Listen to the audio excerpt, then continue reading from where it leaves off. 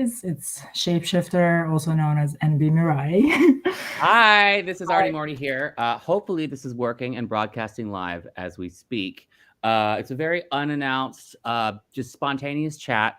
For those of you watching, this is Shapeshifter, and earlier today she posted a really, or yesterday, I'm sorry, posted a really extraordinary video about her journey transitioning into a trans woman, and then realizing that there's some disillusionment, and it was a very, very powerful video. It's really scorching the internet, or at least my corner of the internet right now.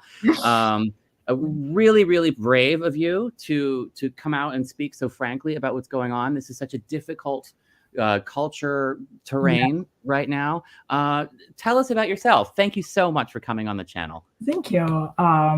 So I'm 31 years old. I've been transitioning, I guess. I discovered the trans identity when I was like around 2021. And my transition kind of went really quick. Now that I'm doing more research and there's more information available, I felt like it was literally what people describe, like intense onset of gender dysphoria once I discovered the whole trans notion. So all of a sudden it just quickly progressed. You know, I was always androgynous kind of. I mean, I didn't grow up in US. I grew up like in Eastern Europe. So when I moved to US, it was my way. I grew up in like a strict Muslim country, you know. So I was expressing gender non-conforming behavior since I was a kid, and like very young, I knew I was attracted to men, but I was always brainwashed that being gay is bad, it's sinful, it's horrible. And like when I came across the trans notion, I kind of was very happy because it was my way of escaping finally the homosexual label. Wow. Yeah, but when I came to US, I was identifying as androgynous. Like I immediately started growing out my hair. I'm very feminine, so like I cannot escape it. I can't make myself like, that's how naturally I am. Like it's been like really hard for me growing up because I was always bullied for my femininity, which is like, I mean, everybody says it at this point, like it's such an obvious thing. Like I was picked on. It's something I can't hide. Like even going out in the streets back in the country I grew up in, it's like I was always scared because people can see my femininity from a mile away. It's just like the way I talk, my mannerisms. Like it's something I can't really hide. Absolutely. So I kind of got used to like this society always like looking at me with a magnifying glass and like right away seeing that I'm different, you know, and like that was a way for me to kind of escape that, you know. And looking back, I know now that it was my way to conform to heteronormative standards. How old were you when you started identifying as trans? I was like literally 20. I was in graduate school, so like I was in graduate school pretty young. So I was like 19, 20. I would say 20. I was an androgynous person, so I came to a class and like I was hanging out with my friends and they're like, "Oh, what are your pronouns?" And I was like, "What?" I was obsessed with like androgynous models, and that's what I was going for. I thought it was cool to like have both traits, you know. So now looking back, it just went from that to like really trying to pass as a regular woman, you know, on the street, because that was my way finally to blend in with the rest of society, you know. And I kind of, looking back, I took a way out, you know. The trans thing was the identity that was, once I researched it, you know, like a lot of things checked marked, you know, like how I felt as a kid, you know, and it felt like a right thing for me to do. And I was for a while like a proud trans woman. I was walking in graduate school telling everybody I'm trans and like doing that whole thing, you know, and telling everybody about being trans and like telling all the teachers and well, I can imagine like being naturally very feminine. I can understand that and relate to that. I was as a young boy, though I kind of butched up when I grew up. But I can understand that, you know, you're looking for acceptance and you're looking for comfort because it can be so uncomfortable. And then there's the idea that androgyny is such an appealing thing. I love androgyny as a look and as a, you know, I love that too. Gender bending and androgyny, wonderful things. But then when one announces oneself as trans, there's kind of a shift from like, I'm expressing my gender to like, wait a minute, I'm actually getting away from expressing my gender and trying to fit in. Did you feel a sense of that, like an appeal that At the time, I was, I think, too young, even though like I kind of grew up early, like I matured quickly, I would like to say, but now I realize I was still immature, you know. I didn't have the cognitive abilities and life experience I have right now to even understand what I was feeling and where those feelings were coming from, you know. And at the time, it was called gender identity disorder, and that's immediately I was like, yeah, I have gender identity disorder. Like things make sense. This is why is the way I am, you know. And like, I don't know how it went from being like fine with just being androgynous and having fun with it to like actually going hardcore wanting to be a woman. I know for sure, like looking back, like when I got the hormones, that for sure like made me crave like bottom surgery. And like as I got deep into trans ideology, like it really screwed with my mind, you know. I went from being probably gay man kind of, you know, androgynous person to like I'm a woman now, like, you know.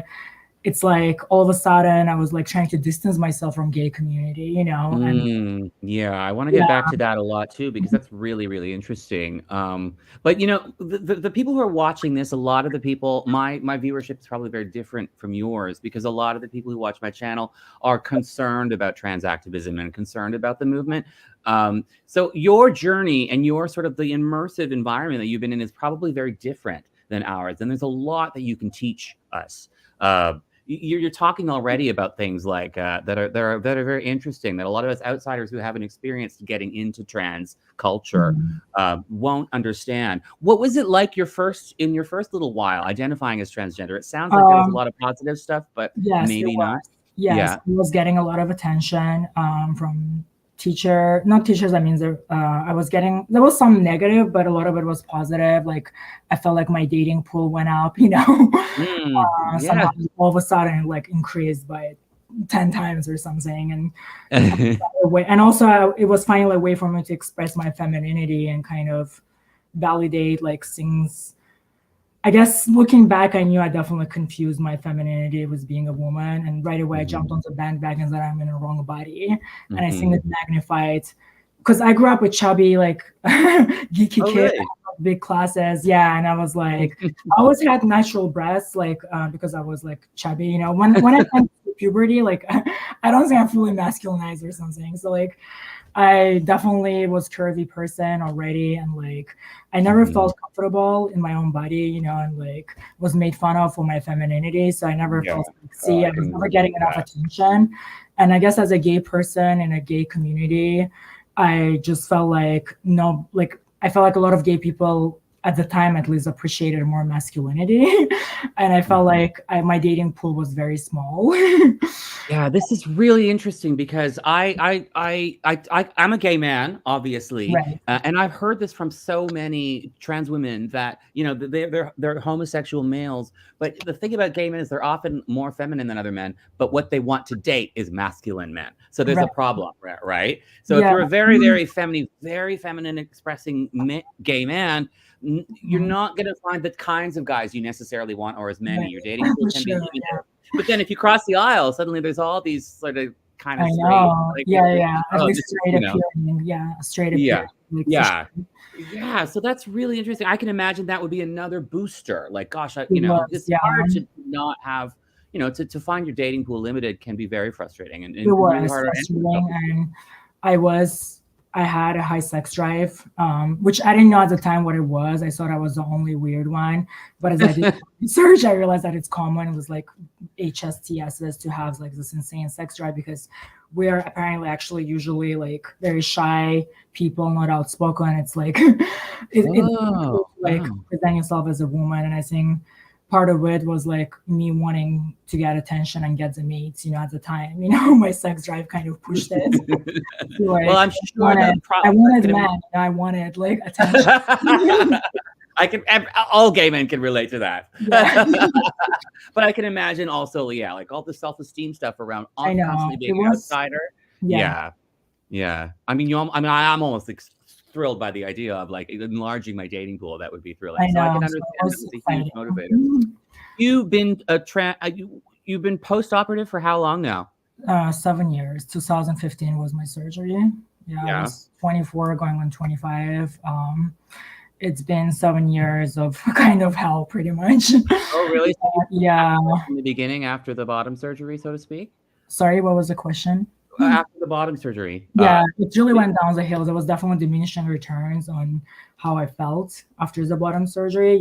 It felt like things just changed and not in a good way. And for a long time, I couldn't understand what it was. And I mean, obviously, complications that I had contributed, because right away, my vaginal tunnel started tightening up no matter how much I dilated. Oh, wow. Yeah, and I was told that, I didn't dilate enough, but I was dilating as like on schedule.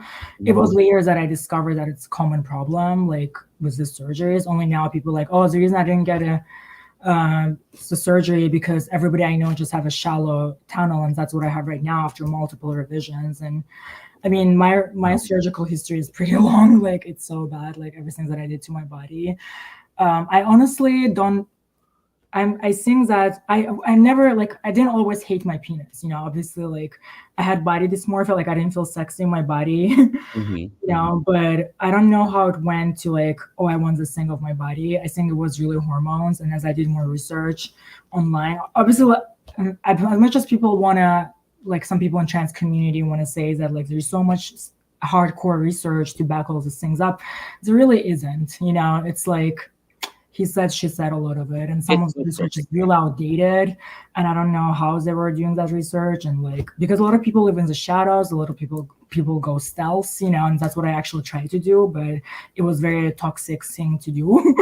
Really? What's that? I mean, you do look quite, passing. I mean, it worked in one way, but it was also very isolating, not to kind of like not try to forget like your past, especially when you're actually having like vaginal issues and not being able to have sex the way you imagined, and it's like, and you thought it was going to be like. And also, for sure, my healthcare was just mismanaged in general, not just on surgical level, but also on hormonal level. When I got prescribed hormones, like I was taking them, but then also like men I dated, they were like, they wanted somebody with a functional penis, and it's like, and I stopped taking hormones. And I told my surgeons that I haven't been taking hormones for a year, and it's like, they were like, that's a good thing because you have more tissue to work with, you'll have more sensitivity. So I went from having like a full blown, my original sex drive to nothing. Not only that, like nobody said like make sure you go on estrogen right after surgery, you know what I mean? I was just a kid, I saw like estrogen just for titties and booty, and honestly I didn't even need that because I was already curvy. I just wish when I went to get hormones, somebody asked me like, why do you want hormones, and it's like, honestly, they didn't do too much. I already had some breasts, like actually like from just my childhood, I was just chubby. I lost that I had like small titties, it's like hormones really didn't do that much, especially like, at least for me, they didn't do that much. Like right now I have to take them because I already have osteoporosis and I have to take hormones daily and try to replenish my bone density, right? And I have scoliosis. It all started like a year ago when my back started hurting and I didn't know what it was. Apparently I started developing scoliosis and bone loss and like, all these health issues I'm having right now. You're so young. That's crazy. It seems like it's just the Wild West. They're just making it up as they go. They are. It just didn't. My eyes were kind of open pretty much. Like once things just didn't make sense once like my surgery happened, and I started having complication. And so when I went for a second revision a few months later to enlarge the canal, they just enlarged it, but they didn't take any tissue from anywhere in my body to kind of like line the canal. So I was really dilating like a wound pretty much. And apparently some surgeons think that it will epithelize on its own, and other people say that you need a skin graft. So which is it? You know what I mean? Because right after and it's hard to get a straight answer because it's also politicized, right? It's like everybody's trying to say the most pro-trans thing and not the most factually accurate thing, it seems. Yeah. And as I started doing more research, I just started seeing like how the surgeons have different like dilation schedules. I'm like, this is strange.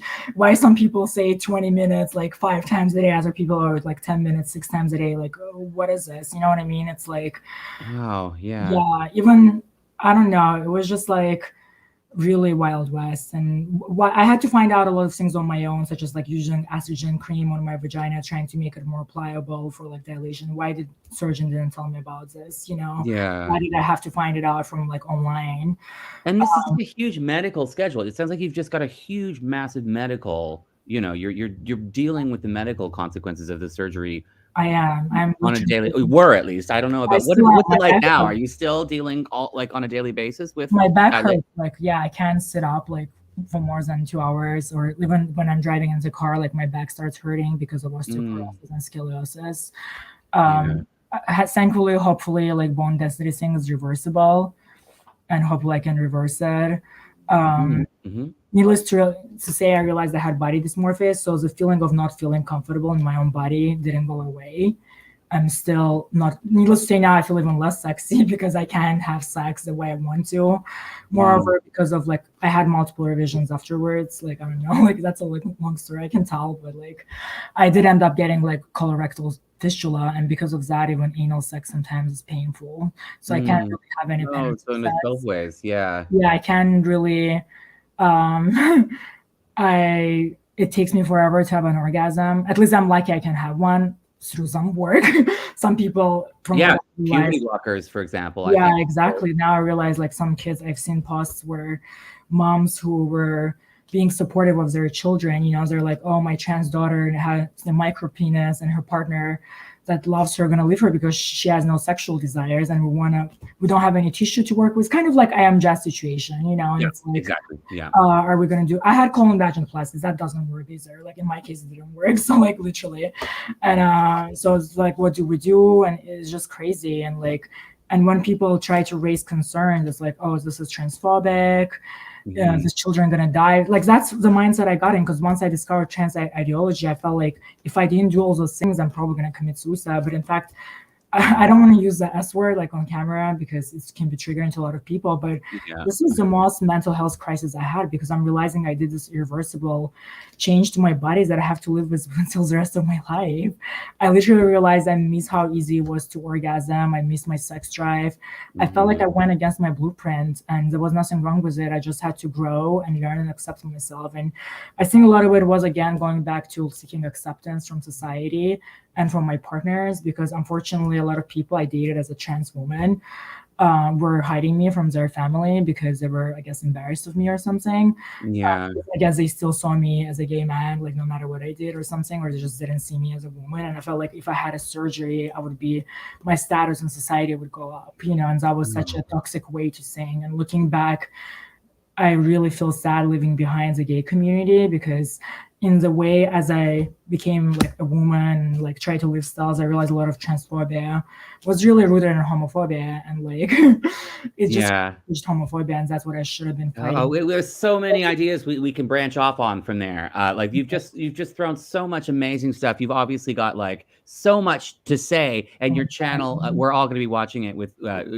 thrillingly, because there's so much to talk about. But just in the last couple of minutes of what you've been saying, I'm interested in, first of all, I want to thank you so much for being so forthright. You're so frank and open about your experiences, and that's so valuable because everybody's so cautious about this topic. So when you meet people who just speak about their experiences and reality, take out the filter, no bullshit, let's just talk. It's so valuable. We're all just desperately clinging to this. But you've talked about so many things that are really interesting.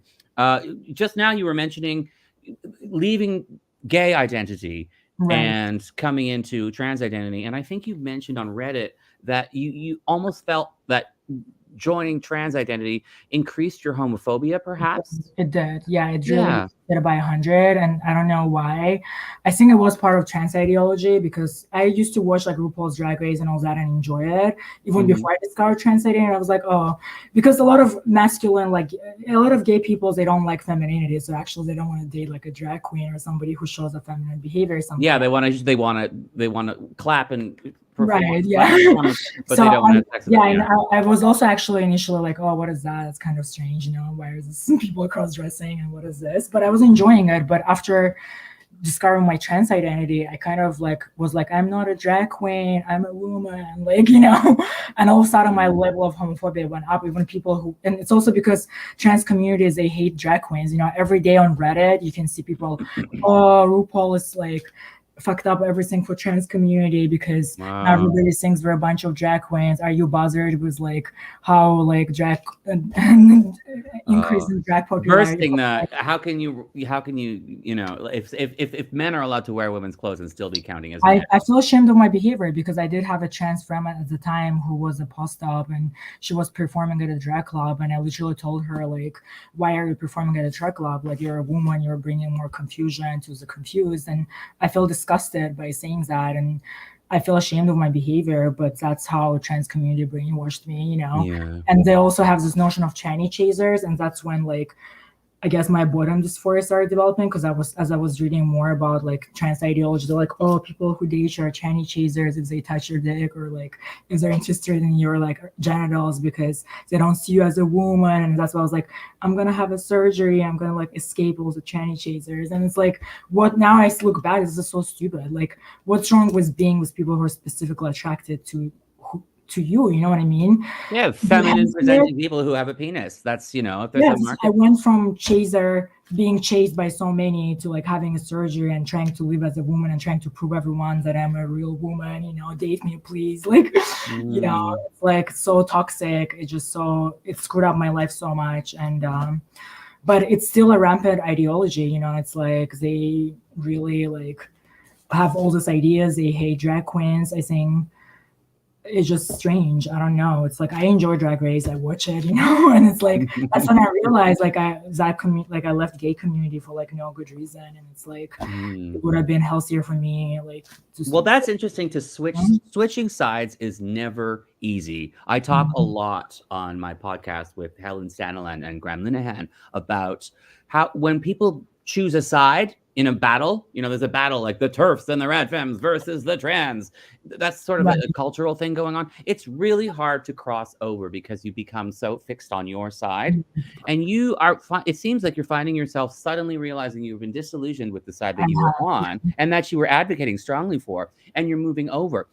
How does that, what was that like? Because that's it's very courageous and brave thing to do. A lot of people will just stick with the side that they were on forever because it's so hard to personally reconcile with having to switch sides. But here you're doing it. It's really, really extraordinary.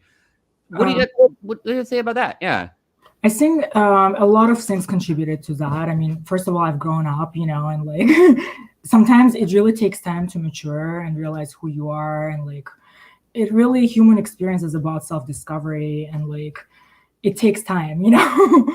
And unfortunately, in the trans community, people just think I switched sides because I had complication. I'm the 1%, the elusive 1% of people who regret their surgery, you know. And it's like, which I don't understand where that number is coming from. How was it calculated? Like, what's going on? Like, it's still, there's all these numbers floating around. Like, nobody knows which side that came from. Like, who? Like, I just wanted for those people watching who are very much involved in trans ideology. I just wanted to interrupt really quickly to clarify. I don't think even talking about it as switching sides is the right way of talking about it. You know, it's not like there's one team and another team and you're just crossing over. I think you're seeing the other side's point of view. Exactly. For their, you know, it's about seeing a broader point of view for all of us. We can all come together and be one side. I just want to be clear about that because it's not like we're two teams at war incessantly. We're trying to fix this war and bridge our teams. So what you're doing is not crossing the aisle. It's so much bridging the viewpoints. What do you think? Maybe.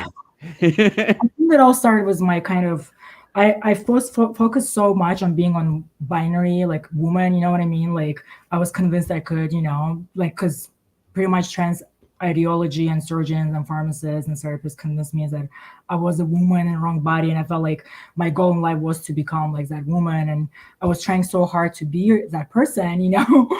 And then as I realized I had to take hormones, you know, and I had like no sex drive, I decided to take some testosterone for the first time. And in trans community, testosterone is demonized. You know, it's something. When was this? When did you start taking tea?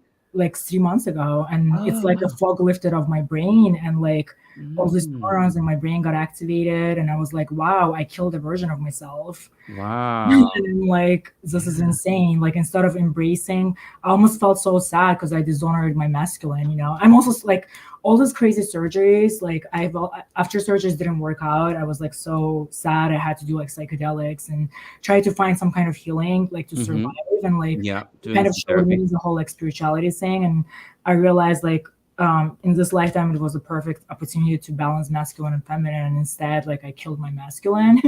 And that was like such a wrong thing to do, like and just like thinking back, things that I was in the wrong bodies, that was such a toxic ideology to follow. And that's when I realized, oh shoot, I made a mistake.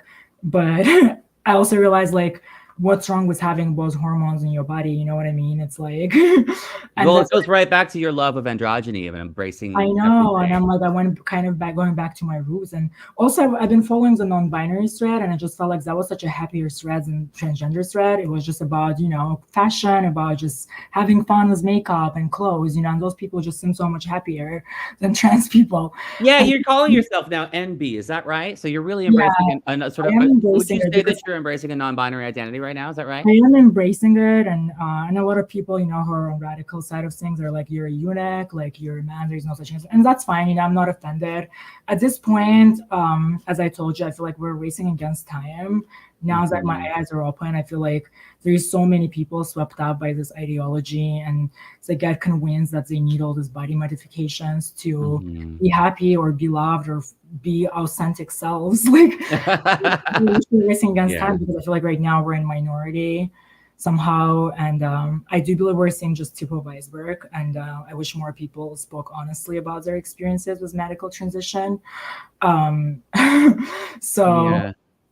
am embracing non-binary identity. Yeah. Now that's interesting, because now again we're talking. This is such a different audience you're talking to than what you're probably used to talking to. A lot of critics of gender ideology, the GCs and the radfems and the TERFs, and gay men too. And so, what language like non-binary and even the word queer, people get so guarded about the reality of biological sex.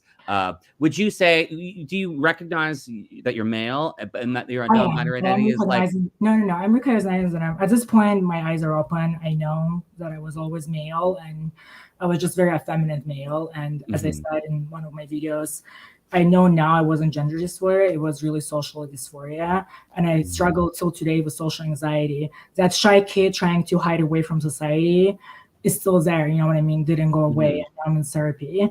Like, the surgeries didn't help, you know? On one hand, I enjoy getting the attention, but I also shut down when I get too much attention. So it's like, it's you know, things all like, I understand I'm male. The reason I'm doing non-binary, because a lot of people are not going to go from trans to being male and female, and I feel like it's in between. I feel like the future people should just realize there's when it comes to, I know like by now, unfortunately, like I realize biologically I'm male, I will never be female, you know, and it is what it is. After everything that I've done, I never reached the other binary. Like, well, non-binary as a social identity, as a sort of like, you know, like as androgyny kind of. Exactly. And that's, you know, as long as we recognize that, you know, there are places in the world where biological sex matters, but that also we can play with gender expression. This is the world I think both sides want to be in. We both want to live in a world where Annie Lennox and Prince and David Bowie reign supreme, you know? I feel like the future is kind of non-binary, because in a way, non-binary to me is a gender expression. I know some people are getting like top surgery and still identifying as non-binary, but to me, they're more kind of like trans, I guess, because they're having body modifications. And that's not a subject I want to come to. All the surgeries are body modifications, you know, like that's what they are. But they were sold to me as like something else, you know, and that's sad. But I do feel like the future is non-binary, because I feel like a lot of the problems that happened with me trying to transition was because I felt like I couldn't wear makeup and be feminine and still be like in between, you know what I mean? And it's like, like in the future, as I see non-binary thread on Reddit, I'm so happy to see like people with beards and in heels, like in an office, you know what I mean? And that's what it's going to destroy the stereotypes that men look certain way and women look certain way. And I think if people just stop doing that, then maybe tomboys and femboys and androgynous people won't feel like they have to transition to one of the binaries to be more accepted, you know? That sounds like the perfect message that no one on either side could possibly disagree with. Everybody wants, you know, it's really wonderful that your voice is coming out because you really do sound like somebody who's got this reasonable position that can speak. You've got so much experience with the trans community, and you seem to be very connected to, and perhaps a little bit with detrans as well. Yeah, in a way, kind of. And with the non-binary community, there's a lot of dialogue that we can have here that's really great. You know, I come from the side that's like gender expression in every way is wonderful, but we have to be firm about sex. You know, what biological sex is, because it means gay and straight, and we don't want kids getting roped into this, as you know. You know? And here you are, you seem to be on exactly the same page, but you're embracing the label non-binary for your own reasons, right? And I, you know, to tie back to your question, how did the switch? You know, as I took testosterone, I realized, oh my God, like I made a mistake, and I started like paying attention more to things. Like things already weren't making sense to me for a while. You know, like how I was treated by the medical community, how I was just discovered. And as I said, I saw like people like questioning their identity on transgender thread, and like people were like, oh, I may have autogynephobia, and people like, no, you're just trans. Autogynephobia is not a thing. You know, people like, I may have invited Dysmorphis, like, no, you just have transphobic therapists. And people like, oh, I don't know if I should do like surgery in 1 year, bottom surgery like in 3 years. And people like, no, like do it whenever you can. You know, it's like they were almost like trying to encourage people to become trans, and like, yeah, I hear these stories a lot about people on social media. They go on Reddit, they go on Tumblr. Tumblr's not really a thing anymore, I don't think, really. But you know, and they're being pressured and pressured and pressured and told. No, trans. And it almost sounds unbelievable. It almost sounds like every time I hear these stories, it must be a small corner of Reddit. But like what you're saying is no, for us, for viewers, it is relentless pressure, isn't it, in the trans community? Right. Also, I had a channel, like I had this channel before, and I've been speaking out about my complications. I've never I wanted to live styles, you know, right away. Apparently it's a typical HSTS thing, like our innate like blueprint, if we do transition, makes us want to just blend in because we have that ability, you know, because I can blend in like if I want to, like 90% of the time, you know. And but where was I going with this? Yeah, so I wanted to blend in. Shoot, I lost my train of thoughts. My ADHD. Like. Well, then we've got so much to talk about. You can just start a new train of thought. You're just a font of wonderful knowledge. And we're live, so we can do this kind of thing. I was doing so well, and I got I literally lost my train of thoughts. So yeah, I wanted to blend in and like, but. Shoot, can you remind me what I was talking about? There's so much going on. Let's just start over. New topic. You were talking about. I was trying to explain how I transitioned. Yeah, so I was. So I had a channel, and I was talking about my complications because I wanted to blend in, and I never wanted to be a public person. You know, I never wanted. Part of me sometimes felt like like all these influencers getting all this notoriety and brand deals just by being trans, and I'm like, as beautiful as them, you know, and as I have as charismatic as them, but I chose kind of to go into the shadows, you know, and I'm kind of missed out on the whole trans hype. But now I'm glad I did, because I would have just been a free advertising for a lot of unethical surgeries and hormones. I'm like so glad. But I went online like 4 years ago when I had my like surgery vision with colon vaginoplasty, and then had fistula and everything shut down. And that surgeon was later like, actually, like, it's a long story, but like, I don't think we'll have enough time to talk about everything today. But anyways, that's when I started posting videos on YouTube talking about my complications, trying to raise awareness, because I couldn't find any other people talking about it. And so many people reached out to me, and they were like, I have complications too, but I don't want to talk about it publicly. I realized I wasn't alone. I was like, so many people are suffering. There were people at home with colostomy bags, just ashamed to talk about this, you know. And I was like, wow. So, but then I left YouTube because I was in relationships and my life was kind of going well, more or less. But then I went through breakups, and I went back online, and I saw like that my videos were used by radical feminists, like Sulansik, and she commented on my videos, and sometimes she did laugh a little bit at my situation. I mean, I want to apologize to Exulansik if she's watching this video, because now my eyes are open and I realized that she was doing the right thing. I mean, she could have, I was just deep in ideology right now. Back then, I was like really offended by her misgendering me. At this point, I don't care, you know, being non-binary or whatever, accepting that I'm biologically male. I don't care if somebody calls me he, it, whatever, eunuch. I really don't care. I mean, my goal right now is to at least stop children from transitioning or reach as many people as possible, because what happened to me like shouldn't happen. Some people are not trans. I mean, maybe some real trans people exist. I was convinced I'm one of them, and I realized I'm not.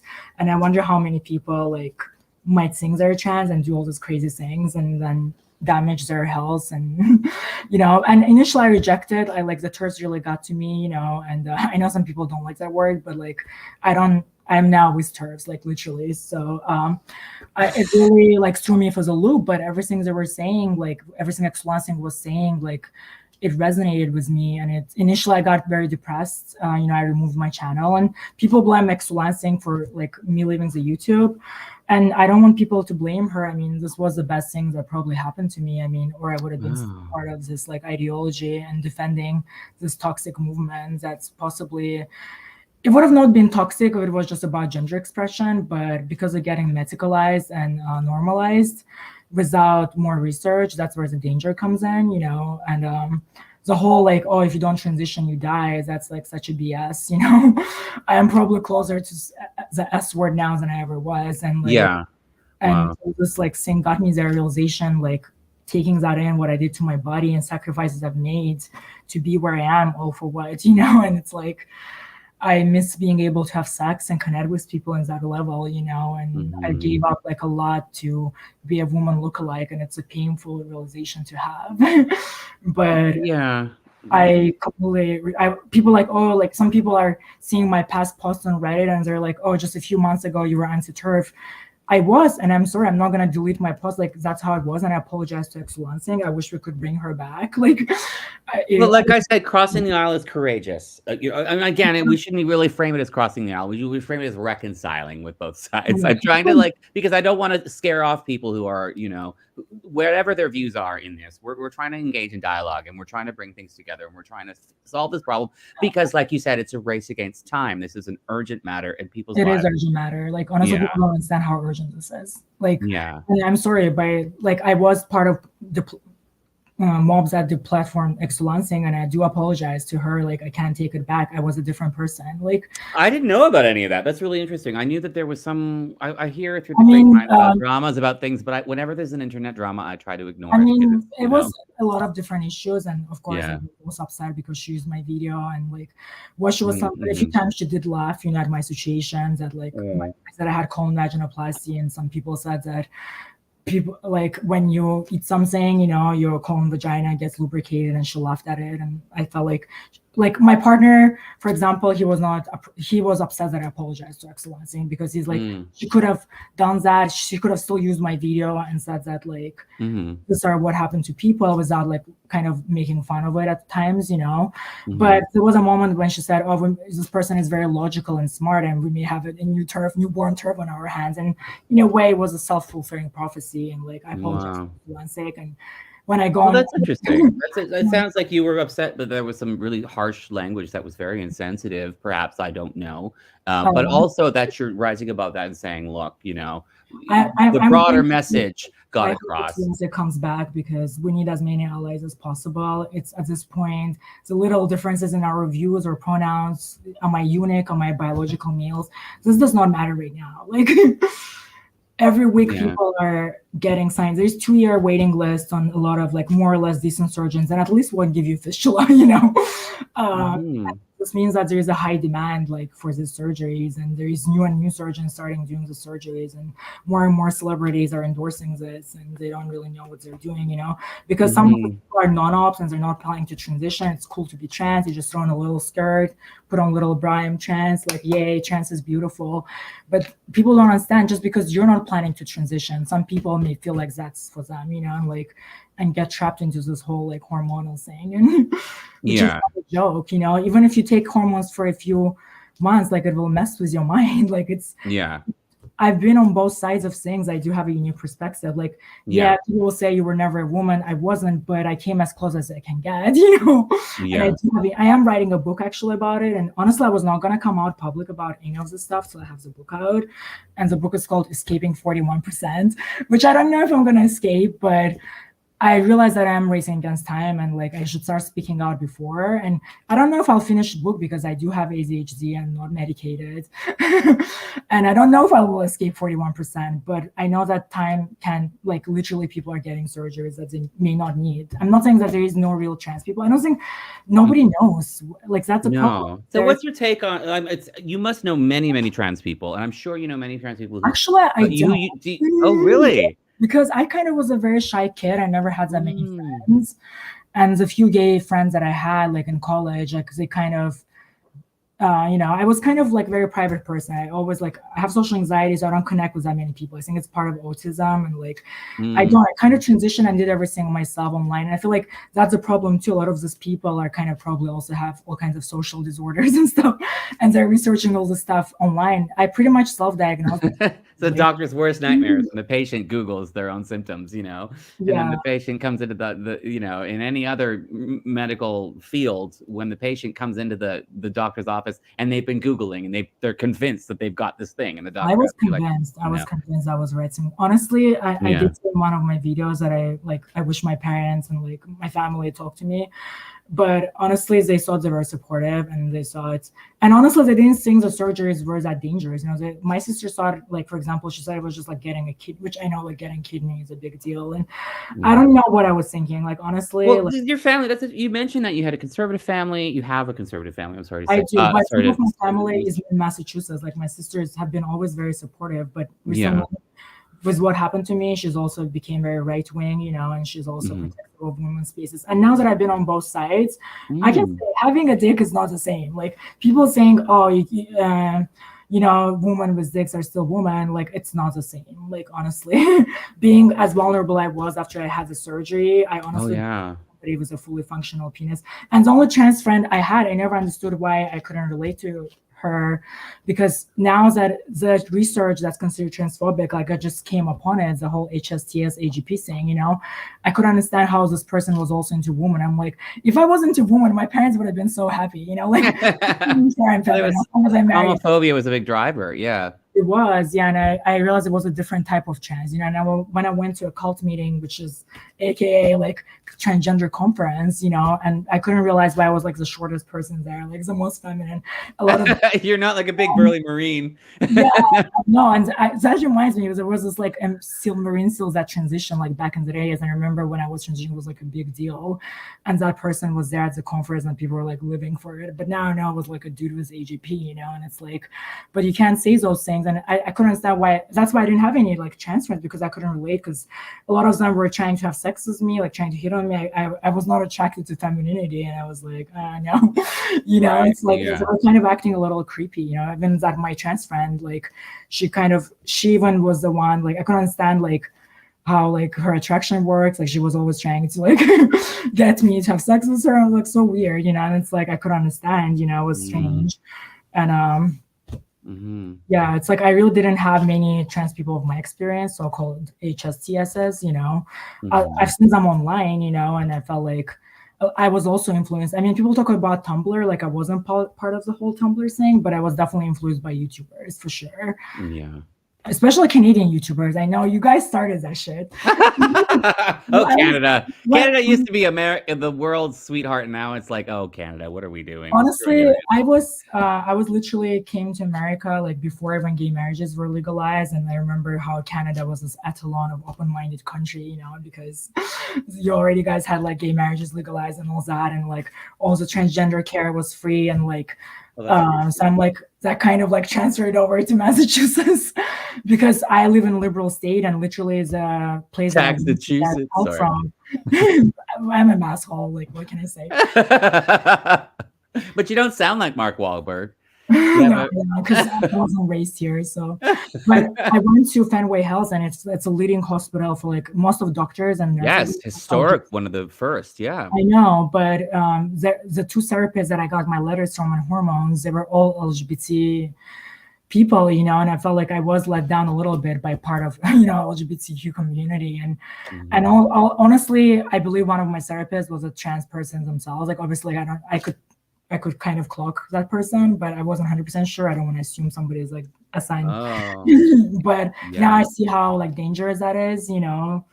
And honestly, the whole like 12 sessions was just like me talking. And honestly, I was so scared that they were not going to give me like the letter. I really wanted the surgery really bad. Like, I really thought it was going to change my life for the better. Like, I was convinced. I was one of those people who was counting the days till surgery. Like, that's why when I see on Reddit now, people like, OMG, I have my day. Like, I'm going like tomorrow. I'm like, fuck. I wish I could just talk to these people in person and talk them out of this. Like, I wish somebody talked me out of this. You know, a few people that I talked to, like at the conference, they were like, yeah, like I like the results. But now I realized a lot of those people were men with AGPs. They have sex with women. And obviously their satisfaction rate, and they were older too. I was like, the first time I went to a conference, like back in 2013 or so, we didn't have trans kids, you know. It was like the second year I went to, we already had like maybe 7 trans kids, you know, in there. It happened so fast, didn't it? Oh my God, it went from none to like they're everywhere. I remember this at an organization I worked at. Part is like I modified my body, hoping that it will like give me better partners. And like I didn't know the whole test. Like, if you don't get the surgery when you're naked at home by yourself, if you don't hate your genitalia, the surgery's not free. Like, nobody told me about that. Like, to me, it was more of like, I saw it, I will finally meet people that won't hide me from their family, you know. Like, that's a really interesting point. So I guess you're saying one of the benchmarks of dysphoria is if you're literally alone, just looking in the mirror and seeing you have you have distress. But if you're saying you don't mind being alone with a penis, but what you're saying is when you're out and about in public in the dating world, of course, like when people touch my penis and stuff, initially was fine, but I guess as I started taking hormones, I did develop like bottom dysphoria, because every time people touched it, I really like, ugh, you know. It's like, but that could just be sensitivity, you know. I was very I don't mean like physical sensitivity, but like shyness and nervous. I was a feminine boy. I had dysphoria, you know. I got over my dysphoria, but I was super sensitive and super feminine, and I was very shy, and I was very, very cautious sexually when I would date people, you know. I would take it very, very slow, and I was very. And I was sensitive about my genitalia because I never was comfortable being a man. You know, I wasn't comfortable having a penis.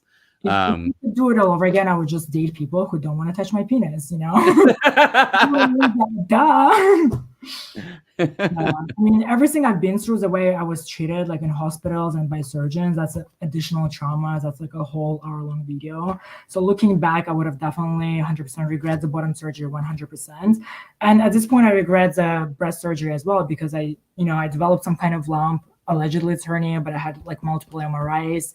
It could be due to hormones. Like, I don't really know. They biotested it, this biopsy, and like apparently it's benign, but it's kind of big. And honestly, a lot of like real like women assigned female at birth, they remove their implants right now too. You know, again, it's a body modification fad. That's all it is. You know. So yeah, I think there's a lot of that for sure. Yeah, I think there are also people who experience gender dysphoria in such a way that, you know, I meet, I think particularly FTMs. There's a few FTMs I've interacted with, and some MTFs too, who seem to be comfortable in their transition, even in the long term, and seem to be happy. And even then, they still seem to, you know, they have a lot of reservations about what's going on in the movement. So I think for a very small, very, very small population of people. I enjoy female presenting in public. But you don't need all the medicine to do that. You could. I didn't, because I was already naturally feminine. I just needed better makeup skills, and they came over time. No, it is. I mean, literally, makeup can do a lot. Makeup and hair, but that doesn't make a woman, and that's like what people should understand. That women don't own makeup and hair. Men can wear makeup and hair. But at the time I transitioned, there were no people like James. I mean, I don't want to use these people because there's some problematic influencers in any community, but there weren't like a lot of femboys that are like openly feminine and they're not transitioning, you know what I mean? So there is some now, but honestly very few. A lot of people are transitioning. We don't have any more androgynous people, tomboys, femboys, like they're kind of shrinking. Really but honestly, like I would have been happy if I had not had the bottom surgery. I really don't know how that came upon. It was like the sudden urge to get it, and I don't know, maybe to get it over with and move on with my life, you know. And I honestly felt like that was the right thing for me. And well, can I ask you too, because you touched on something that's a sensitive topic, because it's about bottom surgery and about dating and the dating pool. It seems like before you get bottom surgery, when you still have a penis, there's a lot of demand for a feminine presenting, female pronouns person who has a penis. But then there's all this pressure. You were talking about this before about how suddenly you're being told that these are like tea chasers. I don't even want to use the word. They're fetishizing you.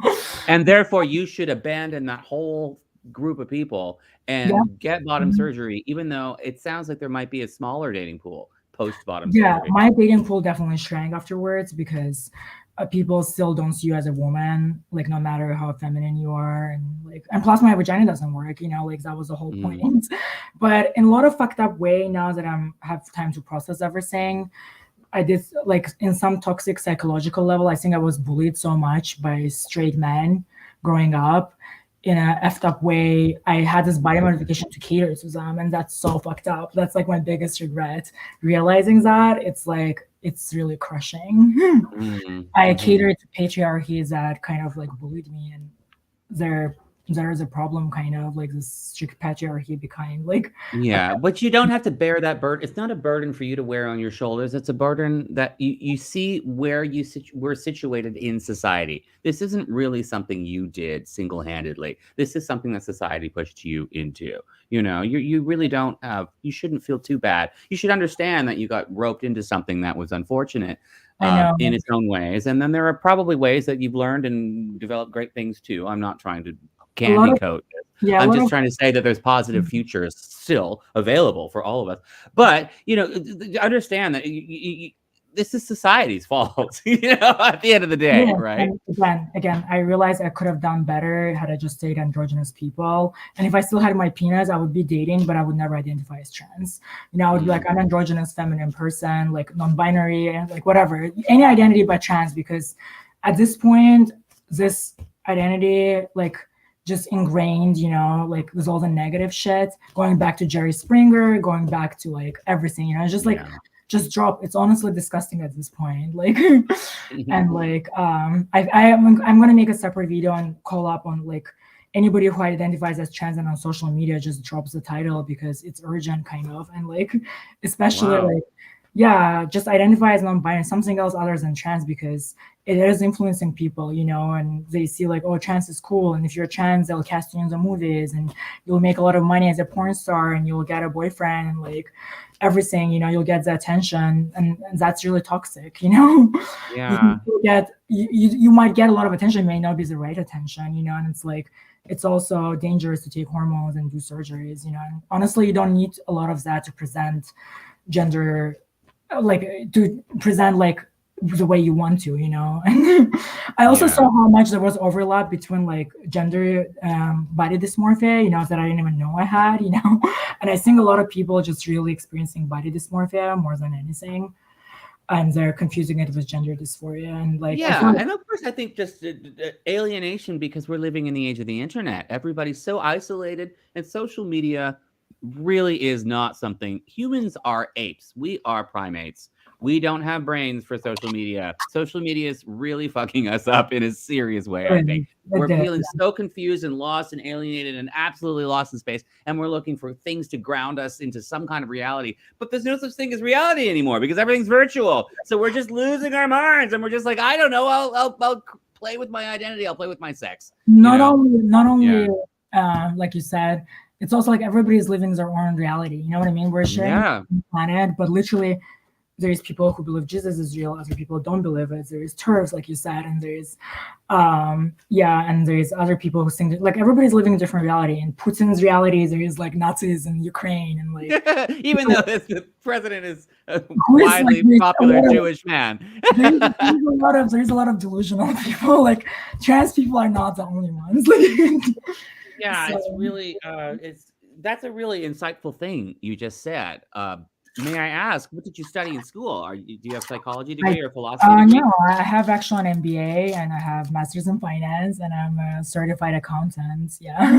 Wow, that's wonderful and amazing, which explains why you have so much intellectual horsepower. But I'm surprised you don't have some kind of PhD in some kind of I philosophy applied or for PhD traveling in and maybe get. Harvard, but I got denied. Right. I was really young, so like right after master's degree, I went to go to Harvard, and like I got denied. So, Wow. but now I'm glad I didn't. After I got caught up with all the whole like bribery thing and CCP, you know what? I'm good. Like,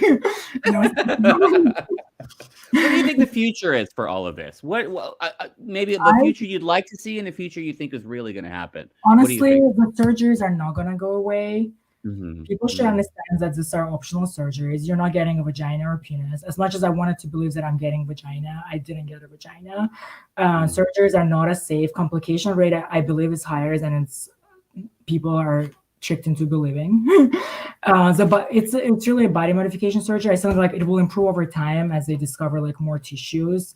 And I feel like it would have already been discovered had it had like genitals haven't been such a taboo subject, because they already have like bionic arms. Like I can't believe that they can't have like a tissue to line like a simple tunnel and have it stay open. You know what I mean? And it's like, honestly, they just don't want to. Why? Because there's so many people already lined up for 2 years to have surgeries. You know what I mean? Oh wow, I see. Yeah, that's a whole strange shady surgeries corner. I feel like mine was covered by insurance, and it kind of legitimized it in my mind. I think if I had to pay $25,000 or whatever it was at the time out of pocket, I maybe would have not done it so soon, and maybe I had more time to think about it. In my opinion, it legitimized it. So that's can be dangerous too. Again, I'm not saying there is no real trans people out there that the surgery could help. And I feel like maybe if my surgery would have went really well and like had functional results, I would have been happy, but it didn't. You know what I mean? It's like, and a lot of people I know have complications, but they don't speak out publicly, and that's the reality. I feel like trans movement definitely, the barriers to entry for the surgery has to go up. People call it gatekeeping, and it's a bad thing. Like, but I wish gatekeeping was like a little harsher, and I feel like more research needs to be done, honestly, because we don't really know where is this gender dysphoria coming from, and because a lot of research has been done before is not being discarded as transphobic. I mean, a lot of men like literally don't deny that they have autogynephilia, and they're like, okay, that's good, it's at least a fetish, I don't have to be a woman, you know what I mean? They want to know where this is coming from, but this is all being swept under the rug, and it's that's just it. I see men who experience something like autogynephilia, or who seem to be symptomatic of autogynephilia, and they want to know, and they're being told by the mob, like the group descends upon them and says, no. There are so many people who are desperate for information, and HSTS too, on both sides, FTM and MTF, who are like looking for facts. And before people do surgeries, they're looking for real statistics on the real risk, and they're just being told, stop looking, just forget about it. There's so many really responsible people who are experiencing dysphoria, who are thinking about transitioning, and they're really desperately looking for both sides. They're really doing the right thing, but they're just being harangued into like, no, stop looking into this, just go ahead and do it, Yeah.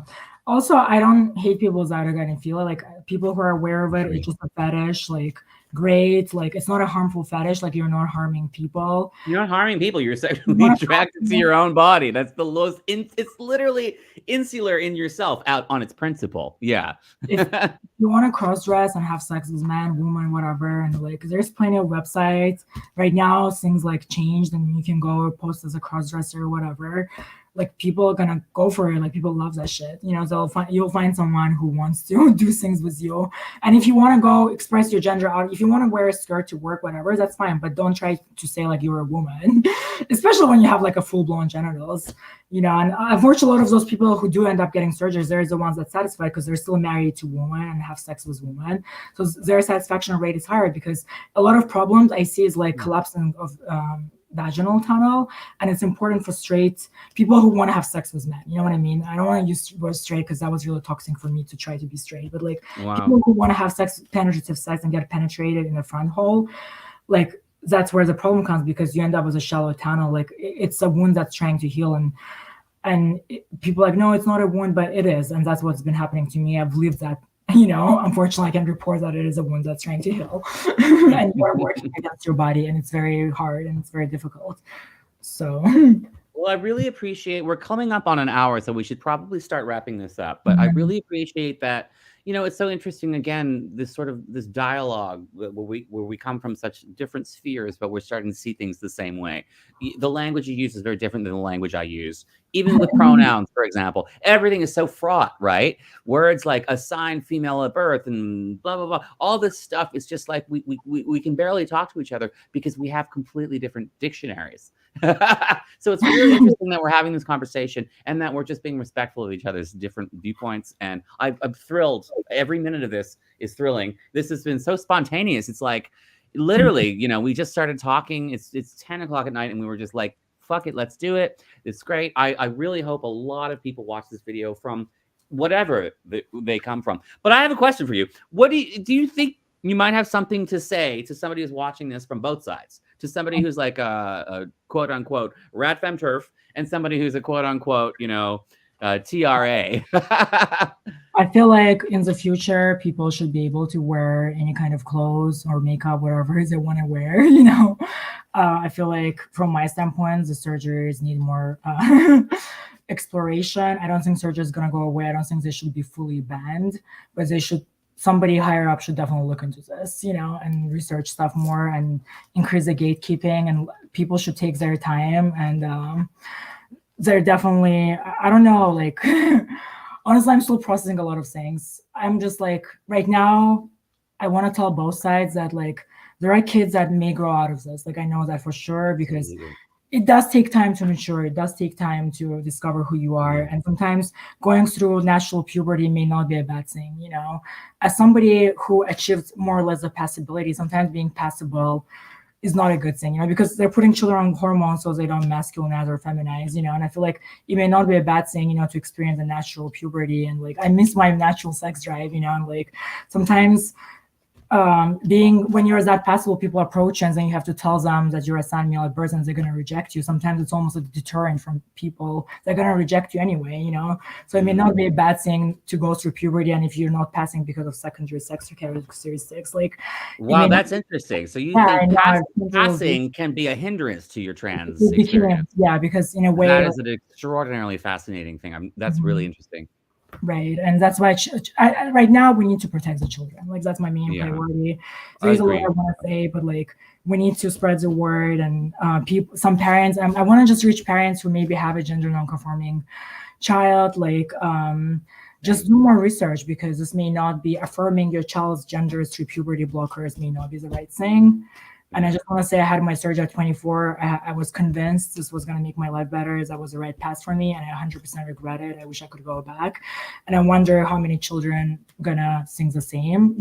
Some that will never regret it, but I don't know. We really don't know. We don't know. And it's not looking good. It just seems the outlook is not so good. But what about you? What do you think is in the cards for you? It's really exciting. You've got a new page turned. You've got this a new you, where you're speaking out about a new thing. You're coming out bold out of the gates. I'm trying to escape the 41% because I had this identity for so long. I just didn't even know, like, if I identify as trans, there's like a 41. But honestly, looking back, LGBT people, they're already at high risk for the S word, and like, how much of that 41% just has to do with like somebody just being super feminine or super masculine despite being born like a gender where it's not celebrated, and it's like, now I wonder, like, that 41%, I'm trying to escape it because I was trans identified for so long, and it did a lot of damage to my psychic, and no matter how much I spread my message, I cannot bring my penis, Now, when you the 41% is the figure that, like, 41% dabble in the S word is what you're talking about. Is that right? Well, I honestly don't know where it's coming from, but apparently, like, I don't think it's a true statistic, but it's a statistic that's out there, right? It's literally, like, I don't know if it's urban legend, but that's the numbers that's floating around, and like, it's a hard realization to know that I had an irreversible change to my body. I can't enjoy sex probably the way I want to, and it's like, it's a hard realization because sex was a big part of my life, and now I kind of lost my 20s, being traumatized and not being able to share my body with other people, it's like, and enjoy like other people's sex, and it's hard, I lost my sexuality, and it's a hard realization. I definitely something I struggle with every day. It's a difficult sought to process, and I'm trying to get past it. I'm in therapy and I need to recover. But right now, I'm going on every channel I can and talk about my experience and try to get the word out, because not that many M2Fs have been speaking out. And this is kind of my chance to hopefully make some kind of difference in somebody's life, hopefully a positive one. Yeah, and I hope